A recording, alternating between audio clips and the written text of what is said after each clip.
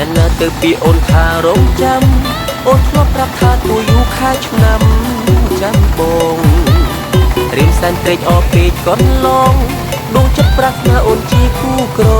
ងវាសនាមិនខ្លាចនេះហត់កំសត់ពុះពីគ្រប់គ្រាតស៊ូស្វែងរកកាន់ងារត្រឡប់មករកស្នេហាពេលនេះចង់រៀបរាប់ប្រាប់ដល់គុំងារថាការងារបងបានសម្រេចហើយ